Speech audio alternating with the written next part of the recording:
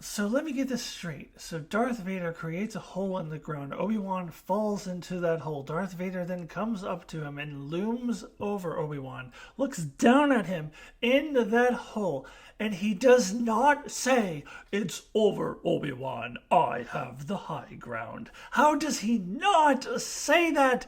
What an amazing missed opportunity for the show there.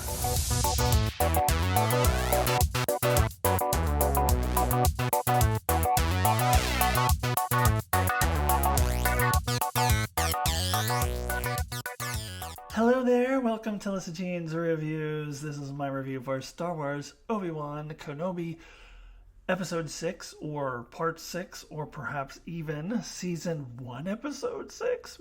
Maybe, we don't know yet. Anyways, thank you for joining me. A spoiler warning does apply if you have not seen this episode. You do not want to watch this video. I did minorly spoil one scene in the intro, but honestly, if that's spoilery to you, why in the hell did you click on a review for an episode you have not yet seen? Alright, so let's jump into my overall thoughts of the episode. I really highly enjoyed it quite a lot. I thought it was a very satisfying conclusion to this season, a very satisfying conclusion to Obi-Wan's season-long character journey, culminating in a spectacular battle with Darth Vader, one which we did need to see, and also a very emotional moment with Obi-Wan realizing that the boy he once knew has been lost forever. And also we cap this off with Chekhov's Force Ghost, which we needed to see. Little Qui-Gon Jinn action at the end, which I also found very satisfying. Also satisfying to me was Reva's character journey, and I know people's mileage will vary on that one, but I thought it was a very logical conclusion to this character's journey, and I'm looking forward to see what they do with her next, as she will likely either appear in an Obi-Wan Season 2 or perhaps her own spin-off show, and I'm here for it. I like this character. I think my complaint about this character and this episode would be we get a little bit too much cutting over to her chasing after Luke when we know how that's going to end, or we at least know that Luke's not going to be killed by her. So a little bit too much time on that, but I do still find it very satisfying character arc for this character. And the other complaint I would have about this episode is that the timing is very wonky. So it seems as though the Darth Vader and Obi-Wan storyline with Darth Vader chasing down the ship of refugees lifts off about 5 minutes after the end of last week's episode. And yet somehow Reva had all this time to not only heal from her wounds, but get to Tatooine and just be on Tatooine already at the beginning of this episode. Like, how did that happen? And then throughout the episode, we are cutting back and forth between Vader and Obi-Wan fighting, and Reva chasing down Luke on Tatooine. And then all of a sudden, at the end of that Vader and Obi-Wan fight, Obi-Wan's like, "Oh shit, Luke!" And all of a sudden he just gets to Tatooine in like 10 seconds and is just there on Tatooine all of a sudden. So the timing it just felt very off to me. It was a little jarring, a little bit off-putting. And then the editing at the end of the episode, where we go from one Obi-Wan scene in one location to another Obi-Wan scene in another location to another Obi-Wan scene in an entirely different location. I don't know. That felt a little bit wonky to me as well. So it was not a perfect episode by any stretch of the imagination, but overall I did find it to be a very satisfying conclusion, and I really enjoyed it. Now, as for canon, I know people will have issues with how they stepped on canon in this episode. I would make the case that although they really, really pushed the bounds of canon, they didn't actually cross that line. Like, I think everything they did here could be fit into the original trilogy and the prequels, and in fact, in a lot of ways, adds to the story. So I will make that case. Now, if you think that I'm just making excuses for them breaking canon and you don't agree with me or whatever, that's your opinion, but even if you think it broke canon, is it really that big of a deal? Like, I honestly, even if it was breaking canon, like, I'm totally okay with it because I don't think it breaks canon that much. I actually don't think it breaks canon at all. So I'll talk about that. The way I'll do this review is I am going to go through the Obi-Wan v. Vader battle, then I'll go through the Reva storyline, and then I'll catch up to the end where we kind of tie everything together. Then I'll give my rating out of 10 for this episode.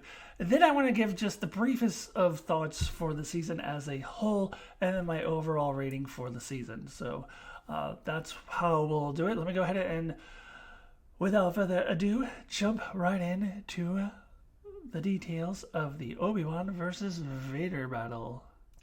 Alright, so we knew that there had to be another battle between Obi-Wan and Vader, and this was absolutely spectacular. It's everything that I could have hoped for. Let me address the canon thing first. So, in A New Hope, Darth Vader, of course, says, "When we last left, I was learner, and now I am the master." He does sarcastically refer to Obi-Wan as master throughout this battle. He is schooled by Obi-Wan. Obi-Wan does come out on top. A case could be made that doesn't particularly break canon. Now, of course, when they wrote that, we all know that they had intended for that to be the first meeting between the two characters since what would become episode 3 times. But that was like 40 something years ago that was written. I think we can add to it now at this point, and I do feel, and I've mentioned this before too in a previous review, I do feel that it makes a lot more sense with the ending of episode 3 for Obi-Wan to at some point have to face the fact that Anakin has been lost to the dark side, because he does not really face that between episode 3 and 4 that we've seen before. Just all of a sudden in episode 4, he's just like, "Only a master of evil doth," and he's just very matter of fact about it. He does not have that emotion that he really should have after episode 3. So I would argue that this really adds to the story quite a lot, because it makes sense that Obi-Wan would have to have this emotional face-off with Vader, which is not what happened in episode 4. So I would say not only does it not actually break canon, but it adds to canon. But that's just my opinion. So now as for the battle itself, really well shot. I thought it was really exciting, really fun to watch all throughout. And I love how Vader does get the upper hand at first. And when he puts Obi-Wan in that hole, honestly, I'm not even joking. When he looked down at Vader, I was expecting him to say, "I have the high ground." I don't know. I'm sorry, but the line was given to the writers on a golden platter. It was there. It was right there for the taking, and they didn't take it. I mean, I can understand how that might come across as silly. I thought it would have made sense personally, but I guess it would have been a bit silly. There was another line that was a callback from the prequels too, at the beginning of the fight, when Darth Vader says, "Are you ready to destroy me, Obi-Wan?" And Obi-Wan says, "I will do what I must," which is parodying a line that I believe Anakin said to Obi-Wan in episode 3. So good callback there. So anyways, I thought it was a really powerful scene when Obi-Wan is trying to stave off the rocks, and he's starting to think about Anakin, and he's losing. And then he starts thinking about Leia and Luke, and the hope that he has for that he has found in these two children, particularly Leia, but he's also now transferred that over to Luke, Anakin's children, and sees that there is good in them, even if there is no longer good in his former pupil himself. So I thought that was very powerful. I thought that was a really good payoff. And I love how that's what causes him to not only get out of that hole, but then does this thing where he calls all the rocks down. It reminded me of what Rey did in one of those sequel movies. Was this Last Jedi that she did that? I don't remember, but she did something like that where she has all the rocks floating. I thought it was very cool. Now he slashes open Vader's mask, so we get the half Hayden Christensen Anakin face and the half Vader face. Now, this did happen in Rebels when Ahsoka faced off with Vader, something very, very similar. Am I bothered by the fact that they repeated this? Not at all. First of all, a lot of the audience for Obi-Wan Kenobi never saw Rebels, so it's not a repeat to them. Also, I think it makes more sense for it to be here with Obi-Wan versus Vader, since Obi-Wan has had this season-long arc trying to deal with what has happened to Anakin, and that's been an ongoing thing for him throughout the season. So for him to finally see that, and I absolutely freaking love how they overlaid James Earl Jones' voices and Hayden Christensen's voice together. That was freaking amazing. I absolutely loved it. It was very effective for the emotional scene that would come.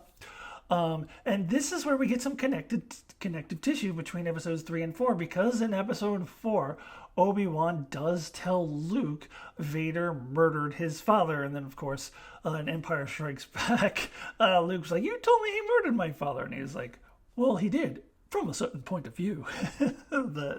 From a certain point of view. But anyways, so this is where we see Obi-Wan now believing that Anakin has killed, or rather that Darth Vader has killed Anakin. And he believes this because Darth Vader just told him that directly. He said, Obi-Wan, you're not responsible for Anakin's death. I am. Which, I don't know, that was in a way kind of nice of Darth Vader to say that to Obi-Wan, because it kind of lets him off the hook. It relieves him of the feelings of guilt that he was having.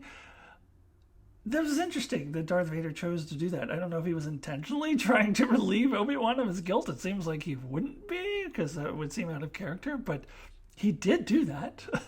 He did relieve Obi-Wan of the guilt, saying, no, it's not your fault. It's totally me. It's not you, it's me. So, but we see, and Ewan McGregor, oh my God, I keep saying it, but he's crushing it. The look on his face when he comes to that realization that, oh, Anakin is gone. My friend is gone. And dealing with that grief all in that moment. Now, he probably should have just killed Vader here, just like he should have killed him at the end of episode 3. But we know, of course, he can't do that because there still needs to be an episode 4, so whatever. Then he does leave Vader there with his helmet half open, and of course we know he'll get rescued and all that stuff, so it's fine because he's going to be in episode 4. And we do get this little scene at the end where Vader is talking to the Emperor. Love seeing the Emperor. They really capture the feel of the original trilogy, much in the way that Star Trek Strange New Worlds is capturing the nostalgia and feel of the original series while doing it in an updated way. I felt that all throughout this season, but particularly here with the scene with Emperor Palpatine, it just really reminded me so much of Darth Vader talking to Emperor Palpatine in Empire Strikes Back, even if his look was a little different in Empire Strikes Back than it would become in Return of the Jedi.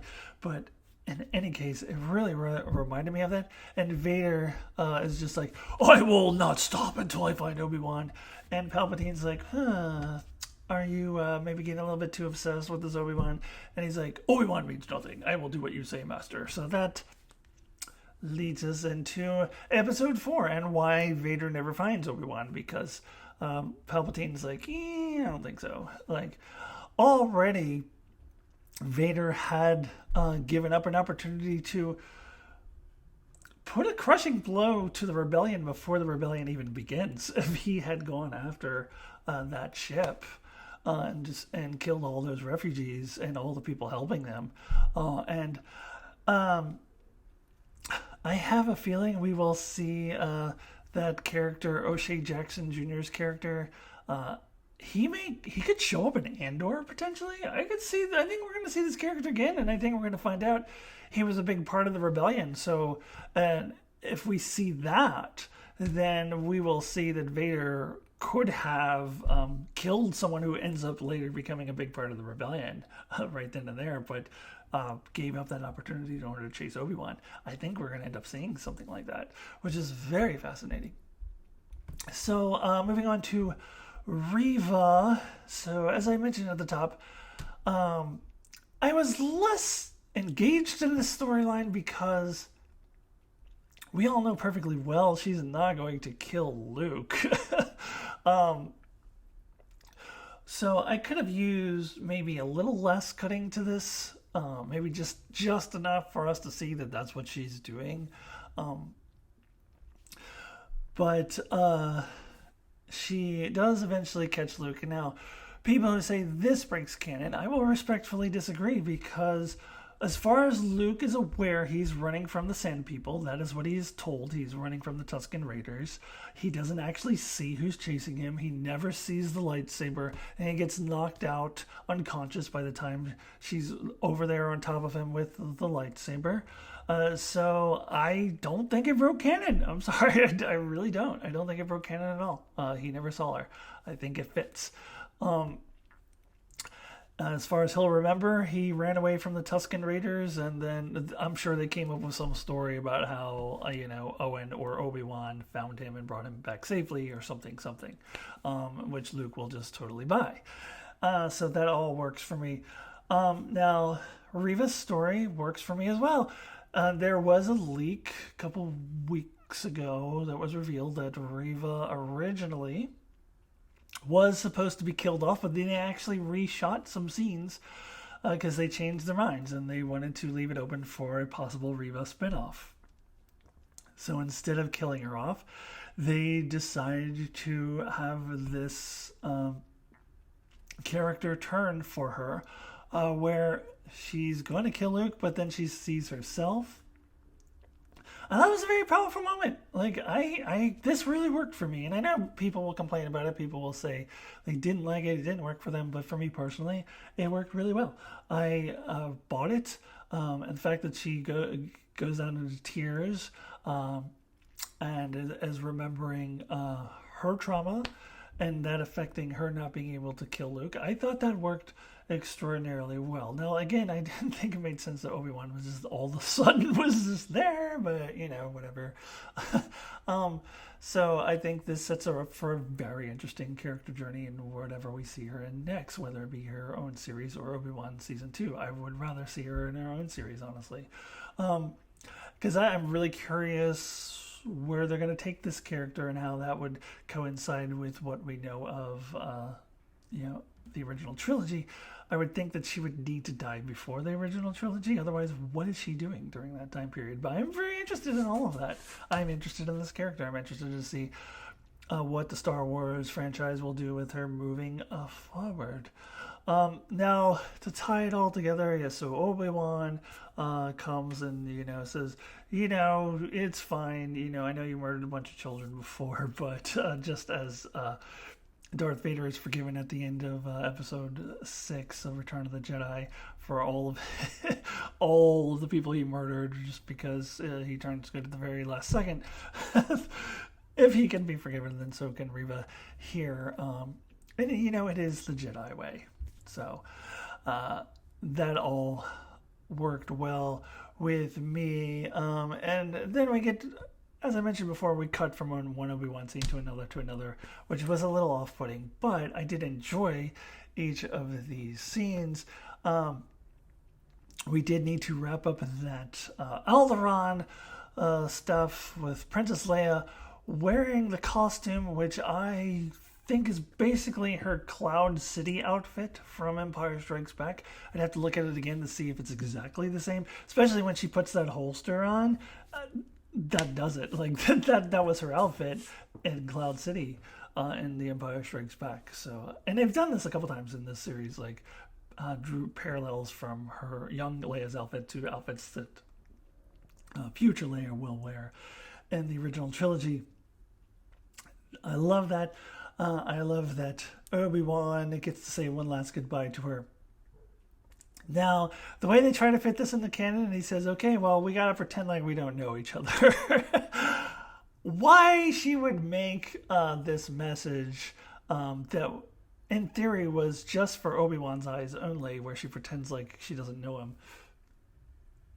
That's pushing it a little bit, but whatever. Whatever, I'm okay with it, and it does not bother me. And he even says, if you need me to help you, if you need me to help you, wink, wink, nod, wink, wink.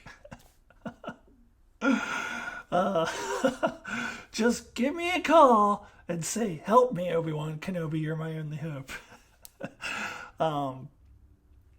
But you know what?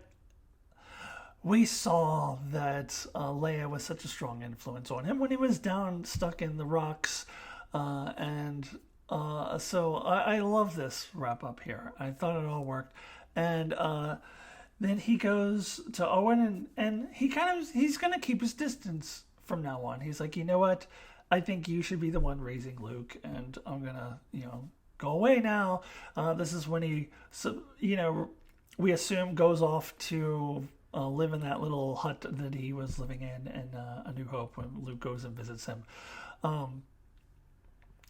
And I do not think it breaks canon for Obi-Wan to meet Luke here. And first of all, we had to get the hello there. I mean, how can they go through this whole season without him saying hello there? Like, if they're not going to give me the high ground line, then you got to at least throw in a hello there. I mean, how could you not have a hello there somewhere in this season? So, yes, we get the hello there. And I don't think this breaks canon because Luke knew who Ben Kenobi was.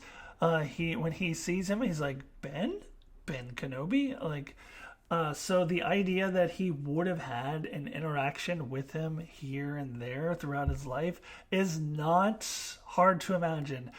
This could be the only interaction they ever had, and this would be like 9 years before A New Hope. And so Luke could have this vague memory of meeting this dude like once and him giving him this little toy.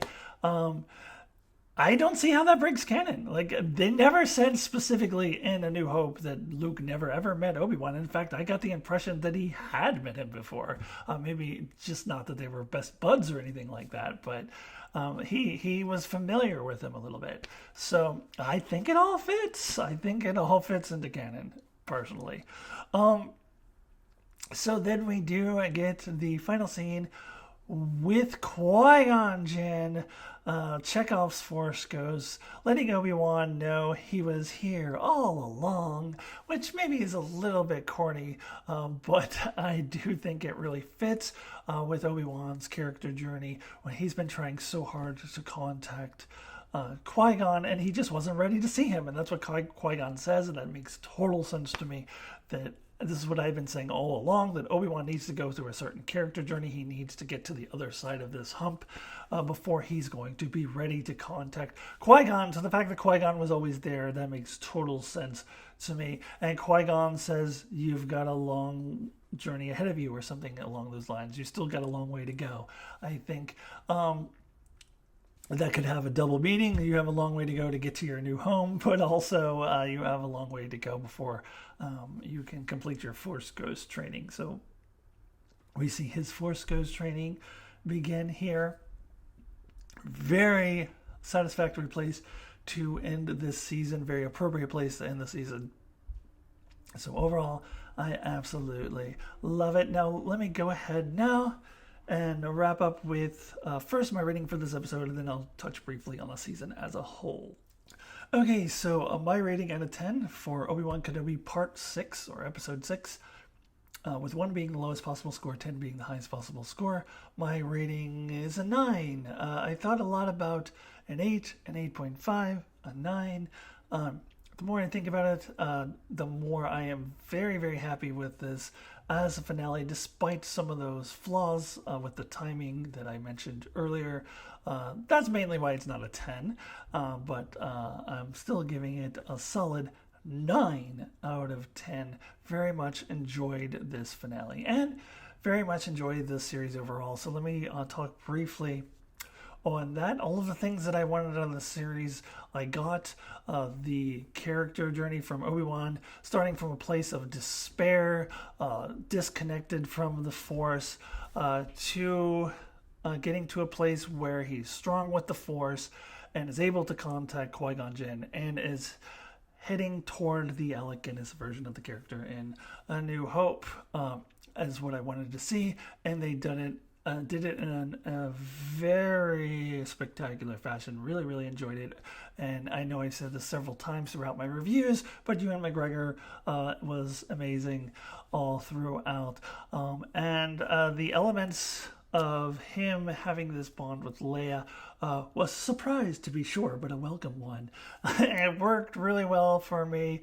I'm not going to get hung up on one line from a movie made, in 1977, where Princess Leia says, "General Kenobi, you once served with my father."